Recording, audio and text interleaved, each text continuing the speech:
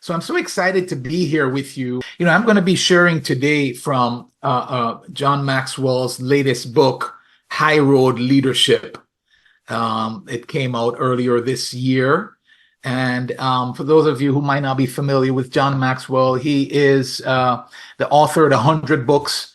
He sold over 26 million copies. He's recognized as the #1 leadership expert in the world. And a very timely message today through this book, High Road Leadership, bringing people together in a world that divides. So I think it's very relevant for our society. It's also very relevant for us as Rotarians, because we are about serving. We are about making an impact in our communities.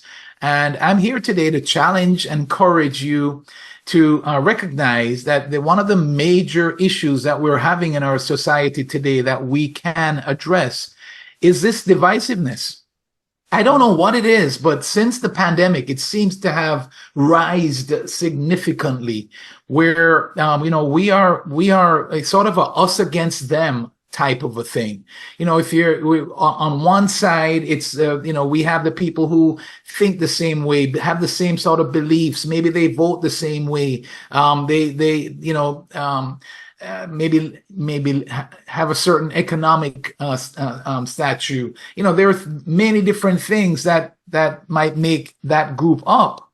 And then if you are different, then, you're on the other side of the street. And there is a chasm that's put between the two groups. And there is this division where, if you see it so much on social media that, if you're not for me, that means that you're against me. If you don't believe the same way I believe, you're all of a sudden now the enemy. And this has become a major issue, in our society. And I believe that it is something that we as leaders should address. And by the way, John Maxwell defines leadership as influence, nothing more, nothing less. And so it's not about a title, it's not about a position, it's about our ability to impact someone else, to influence someone else. And so if we consider that definition, it means that we're all leaders on this call. Everyone that I'm looking at here on this call today, you are a leader because you are influencing people in some way, shape, or form. It could be a child, a brother, a spouse, a neighbor. It could be a coworker. It could be a fellow Rotarian. We all are influencing people every single day. And John Maxwell has coined a saying. He's known for this saying, and the more that I have considered it is the more I acknowledge the truth of it. And he says that everything rises and falls on leadership. Everything rises and falls on leadership. Some of you, maybe you have been a part of a team or an organization where the leadership was not good. And you were the recipient of that. And you know exactly what that does or what that did or what that can do as you were a part of that and what it may have done to the group or the team or the organization. And I'm sure just the same, you've been a part of a team or a group or an organization where the leadership was off the chart good. And you could see the difference that it made to you as a person, as well as the difference it made to the organization or the team or the group. So leadership really is a key. Everything really does rise and fall on leadership. And if you consider what it takes to be a good leader, so we agree to the fact that we all are leaders. So how does one become a great leader? If leadership makes so much of a difference, we ought to want to know and become better leaders. So it starts with two things: our willingness to grow and lead ourselves, and connecting to bring people together. So it starts with learning and growing ourselves. You know, they say that the first person and the hardest person to lead is ourselves. It's an ongoing project. It never ends. I've been studying leadership for many years now. I was one of those guys. I was in the insurance business for many years. We just actually sold our company last year that we owned for 30 years, an independent insurance agency. But as an insurance agent, I was a good agent. And then I started my own company. And I can tell you that I was not a good leader. I had no clue even what it took to hire somebody, much less put together a great team and get everybody on the same page and going in the same direction so that we can serve our community. I had no clue when it come to being a business owner and leader. And so I became a student of leadership. And if I can be honest with you, I'm frank and transparent with you. So we sold our company last year and I merged in with a company. And I can tell you, I made a big leadership boo-boo very early into my relationship with the company that I merged with. We were on a call and I didn't like what was said. In fact, what was said was not good. It was not good leadership. But the error that I made is when we got off that call and it was just a few of us, the leaders in that group, I said something that was very disrespectful. I had to apologize the next day. My point in sharing that with you is not to, oh boy, why did we bring this guy in here, right? He's going to teach us on leadership. My point is that it's an ongoing project. It's not something that we just arrive as good leaders and then that's it. We sail off and we're going to be doing well and everything is hunky-dory. It's something that we're continually working on. And the main thing that we're working on there is ourselves, first of all, and leading ourselves well. And then second of all, it's about connecting and bringing people together. And so, I went on a trip a few years ago to Asia. It was kind of cool hearing about the trip that you took, Norby, and I think you said Maria. I don't want to get Maria's name wrong, but and recently I've been reading about Sherpas. I'm reading a book. It's called 100X Leader, and it's the premise of the book is talking about becoming a leader like a Sherpa. A Sherpa is one who is trained to bring people up on these high mountains like Mount Everest and so on. And, I was on a trip to Asia a few years ago and a friend of mine took me to visit a homeless community. And this homeless community took homeless living to a different level. There was this community, a literal community of homeless people living under this massive highway bridge exchange. And they lived in these makeshift shacks where they pirated electricity from the street lights and they caught water in these large oil drums and they had even a little a shop there where people in the community could buy or trade for a cigarette or a teaspoon of peanut butter and a slice of bread. And there were lots of kids running around. And that trip had a major impact on me because I couldn't help but think that some of these kids would grow up not knowing a different way of life. And it made me have that so much more appreciation for the life that I was sort of born into, if you will, and where I found myself. And then it made me think about the fact that none of us really get to choose to whom and where we're born. So if you really think about it, as individuals, as human beings, every one of us have the same potential as anybody else. The people of this area, it was called Escopa, have just as much potential as anybody else. See, the circumstances that we are born into and, the area, the parents do not define or dictate our potential. But it also made me realize that we are products of our environment. And so I read a quote by Zig Ziglar. It said, "We are what we are, and we are where we are, based upon what's gone into our mind." And we can change what we are, and we can change where we are by changing what goes into our mind.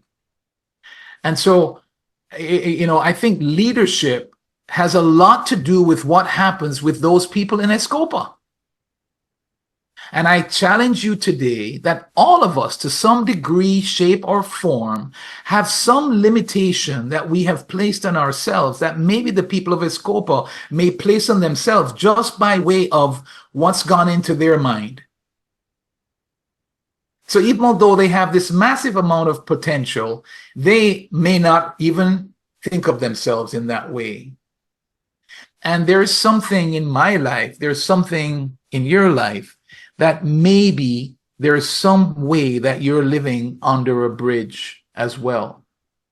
And I want to encourage you that when it comes to your leadership, we have a major issue today that as leaders, we need to be the ones that can bring the meaningful change in our society. The next generation deserves it. Today in our society, the people around us deserve it, but the next generation certainly does. If you think about it right now, our next generation does not have good examples, do not have good examples when it comes to people that are living what John Maxwell describes as high road leadership. And I want to encourage you, I know I don't have much time today. I want to talk just a little bit about high road leadership. The way that John defines it is that there are three kinds of leadership. There is low road leadership, there is middle road leadership, and there is high road leadership. And low road leadership only thinks of themselves, looking out for number one. And the middle road leader is a person who values fairness. So the idea is, I'll compromise if you will too. So if you give, I'll give, right? So it's this, you give and take type thing. And that's where most of us find ourselves, is on the middle road. And high road leaders actually put others first. And with low road, middle road, and high road leadership, I don't think we are always operating from one or the other. I think the tendencies for all of us as human beings is to operate from the low road or the middle road, because we are selfish people, right? I love our motto about service above self. That's lending itself towards high road leadership. But if we can be honest with ourselves, we're not always there.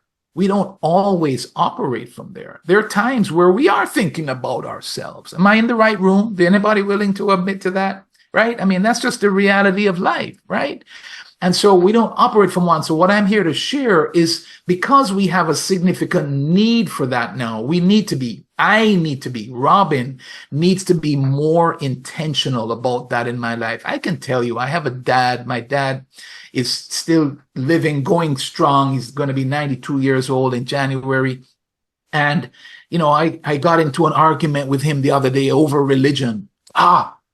And what it led to, Robin, I'm embarrassed to say again, is that it led to me saying some disrespectful things to him. And after I said it, I recognized again, that's not high road leadership, Robin. We got to a point where I'm trying to prove what my way of thinking is right, and he's trying to prove his way of thinking is right. And what that led to is saying things that were low road, devaluing him, disrespecting him.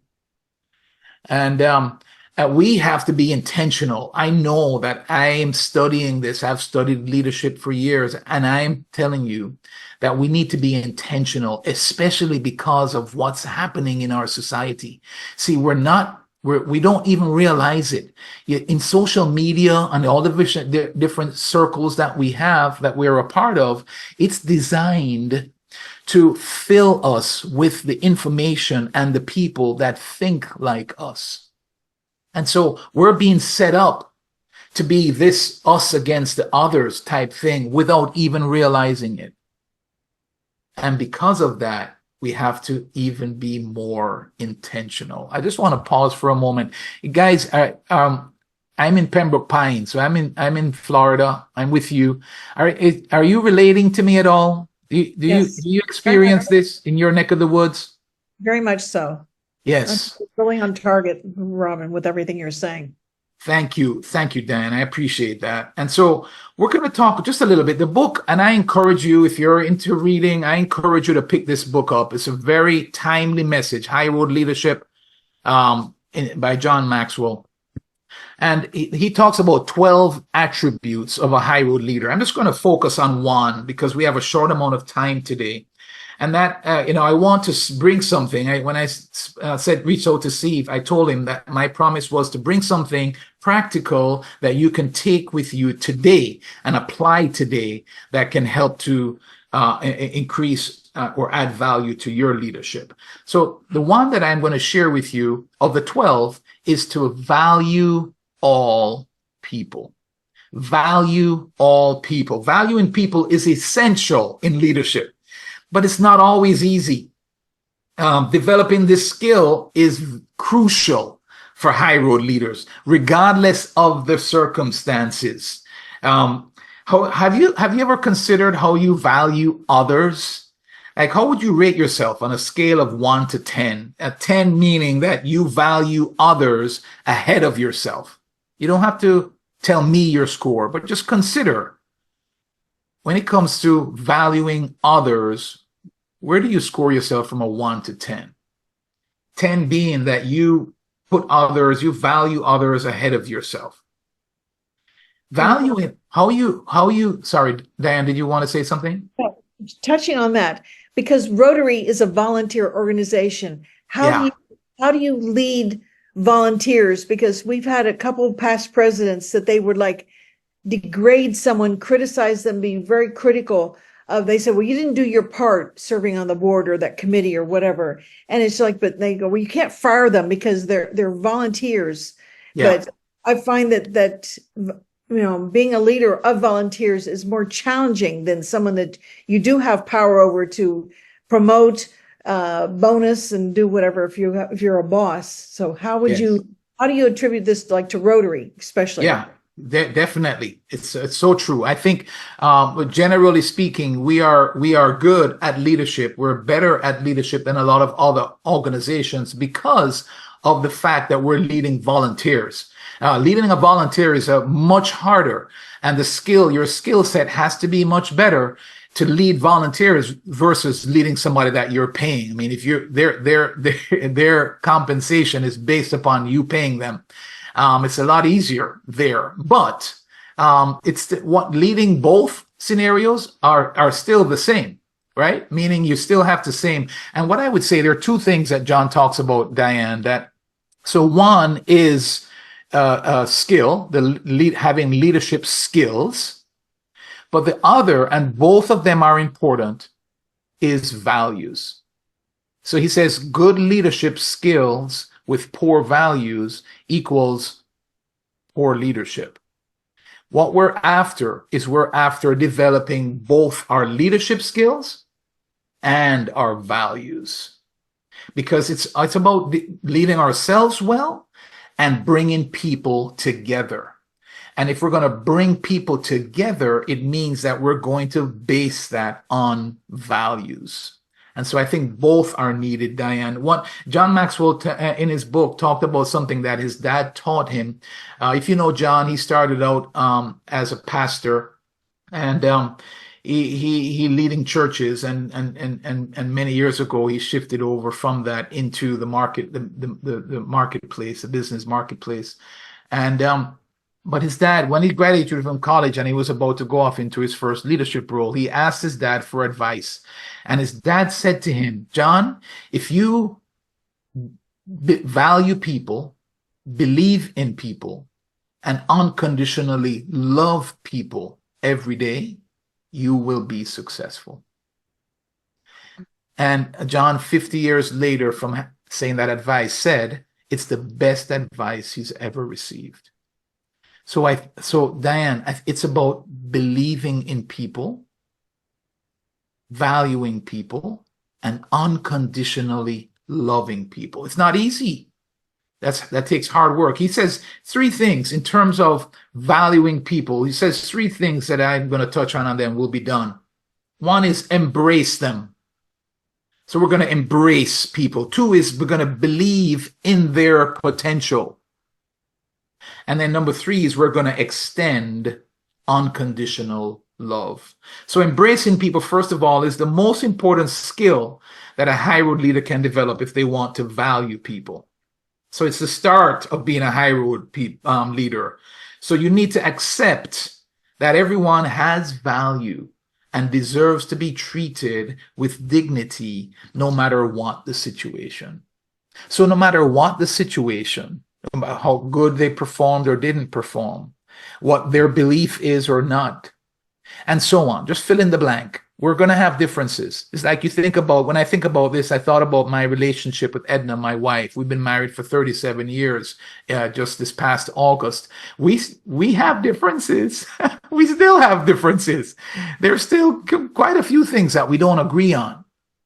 But the disagreeing doesn't mean that we need to be disrespectful or think any less of the other person. Right? And so it's the same concept here about valuing people, regardless of our differences.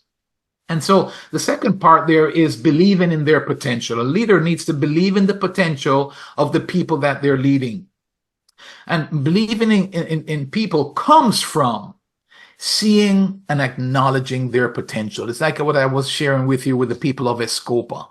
It hit me that these people, even though they were in these conditions, the truth is they just need somebody to come beside them and help believe in them and show them the way. And I'm convinced that people living under that bridge can, do great things with their lives. They have the potential for that. So it's about believing that potential. That comes by expressing your belief. Phil, you talked about getting people together, expressing belief in them. And when you see their potential, help them by casting a better future for them. Help them to see what this will mean for them. And people will work towards the vision cast when they believe that their leader believes in them. And so the next part of believing in them that a lot of times we miss, I miss this as a leader, and it's now a big thing for me, is you work to equip them through training, coaching, and mentoring to show that you believe in them and will help them to achieve their future vision. And this is where action is very important as a high road leader. It's actually equipping them. For example, in Rotary, one of the things that we do, in fact, I think we have one coming up next week or the week after, we have RLI. RLI is designed to equip people to become better leaders. And what can we do? What can you and I do within our organization, within our sphere? Maybe it's with our kids. Maybe it's with our, other family member, grandkids, or whoever it might be. Not only are we telling them that we believe in them, but we're also, through coaching, training, mentoring, we're equipping them to become the people that can live into their potential. And the third part of valuing people is challenging them. And so sometimes we have to have candid conversations. So Diane, there might be times where you have to have a candid conversation with somebody about their lack of performance. And so if we believe in them, we also have to challenge them. I am that guy. I come from the vantage point of I am more supportive than challenge. It's just my nature. It's just the way that I was strung up. And, I needed to learn that I am not serving somebody by just being there to support them and sometimes overlooking things.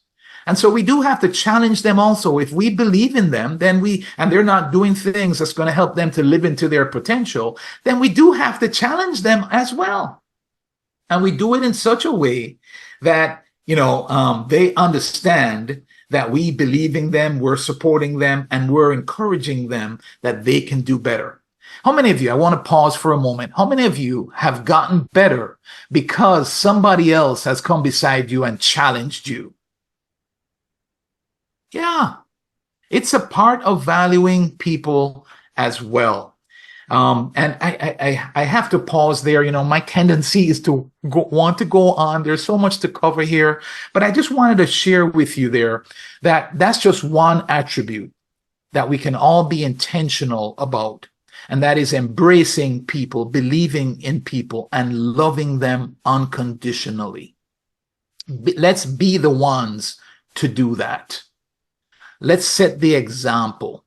As we set the example for that, I believe that as we are about making a difference in our community, that's one way that we really should be very intentional about making change in that regard. I remember as a teenager, my friends and I tackled some difficult questions. It was the first time my faith was actually challenged. You know, if God is real, why is so much suffering and starvation and you know, injustice? Why so much terrible things going on in our world? If He's real, why is all of this happening?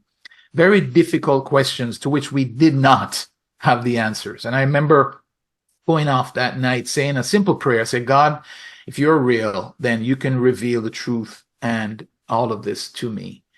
And I remember sharing that little story with a friend of mine in my living room just a few years ago. And in the middle of that conversation, I remember an excerpt from a book that I read, and it hit me that all of a sudden that God was still answering that prayer for me some 35 years later. And you have to hear the excerpt to understand. And it goes like this. It says, sometimes I would like to ask God why He allows poverty, suffering, and injustice when He could do something about it. Well, why don't you ask Him? It goes on to say, because I'm afraid that He would ask me the same question. Wow. And what I'm here to say, and I leave you with this, my fellow Rotarians, is that I believe that we're in this place, that we are Rotarians for such a time as this, that we are needed. Service above self is high road leadership. And we need high road leadership to be seen, to be experienced, to be lived out in our society now more than ever. And I just want to challenge you, encourage you, and plead to let's get together and recognize the problem that it's creating in our society, and let's be the ones to actually make that difference. And I appreciate you allowing me the time to come by and share with you today.